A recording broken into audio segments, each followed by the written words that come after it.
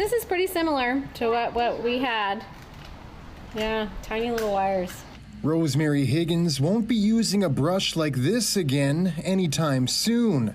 Last week, her family barbecued some food at a Howe Sound cabin using an older brush to scrape the grill. And my son, who's 5, was having some barbecued chicken for dinner, and he took one bite and immediately started to gag and choke. Her son swallowed the food but still had pain in the back of his throat, so she took a picture and saw a wire sticking out of his tonsil.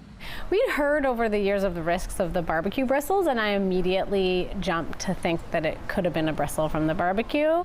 Sure enough, it was, requiring a trip to the ER. And they were able to numb his mouth, reduce his gag reflex, and pull it out. Wire cleaning brushes have been associated with dozens of injuries in Canada since 2011, some of which require surgeries.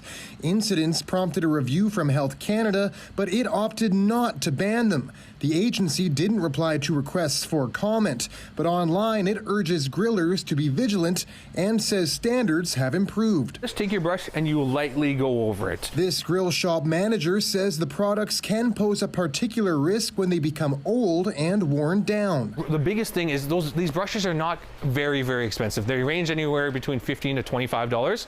So every 2 to 3 years, just be safe, replace the brush. And he says never dig into a grill too hard with one. When you're going hard and putting that elbow grease into those grills, you're basically taking off that coating, but at the same time, you're increasing your probability of one of those bristles coming loose off one of those brushes there. Higher quality brushes and wooden alternatives can also reduce the risk, and if you do happen to swallow one, if you have any type of throat problems, breathing problems, or you feel like an occlusion in there, definitely call 911 just to be safe. But awareness is important, and now we'll be very careful forever. So rare injuries that do happen but can ultimately be avoided. John Hernandez, CBC News, North Vancouver.